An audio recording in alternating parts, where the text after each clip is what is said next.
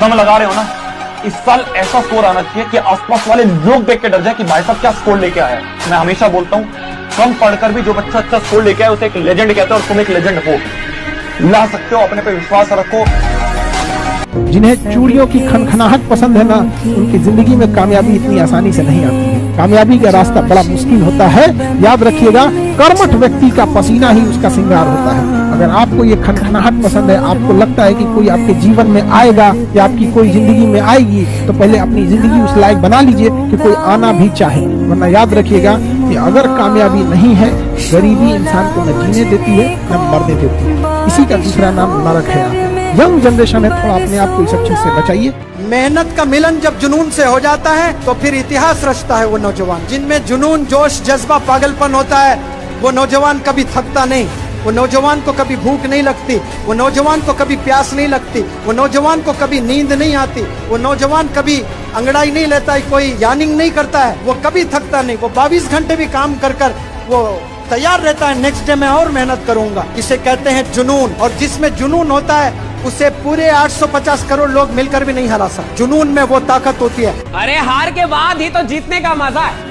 और कौन नहीं हारा जिंदगी में? मैं भी हारा हूँ, तुम भी हारे हो, हमारी तरह बहुत से लोग हारे हैं। पर जिसने जीतने का जज्बा नहीं छोड़ा, कोशिश करता रहा, वही अंत में जीता है। अरे मिल ही जाएगी मंजिल कोशिश करते करते। हारा तो वो है जिसने कोशिश ही नहीं की। सबसे ज्यादा बचा के रखना है ब्रेन, लेकिन आप लोग ब्रेन को बाहरी चोट नहीं देते हैं, अंदर अंदर चोट देते हैं। याद करते रहते हैं किसी किसी को। समझ में आ गया कि नहीं आ गया? किसी को याद करना है, दिल से याद कीजिए, किडनी से याद कीजिए, फेफड़ा से याद कीजिए, दिमाग से नहीं।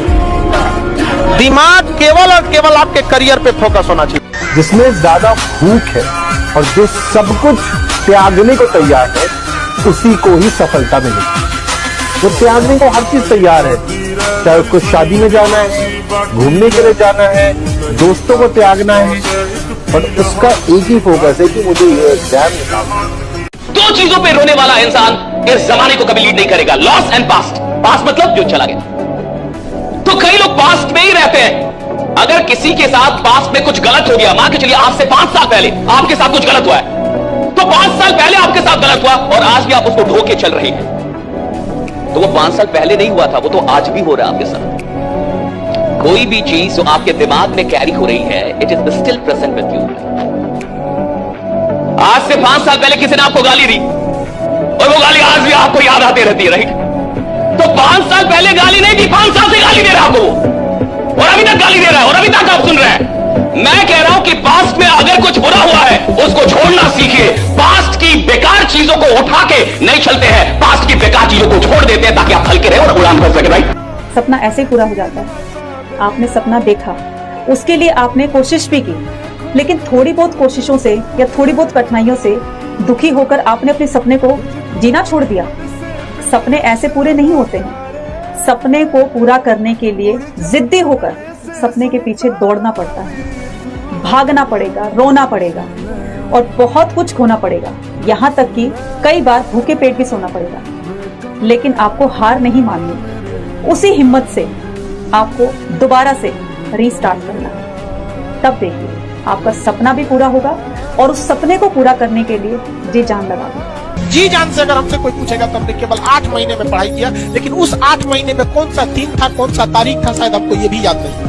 हाँ, तो आप जिसे 6-6 घंटा पढ़ते हो, 6 घंटा पढ़ाई बहुत ज्यादा हो जाती है। 1 घंटा आप इस तरह से पढ़िए कि आपकी जिंदगी का जो सबसे करीबी व्यक्ति है, अगर वो भी अगर खड़ा हो जाए आपके सामने, तो आप उसे दिल से बोले, भाई अभी डिस्टर्ब मत कर, तब निकल जाए, अभी हम ये कर रहे हैं, हम अभी क्या कर रहे हैं, पढ़ रहे हैं।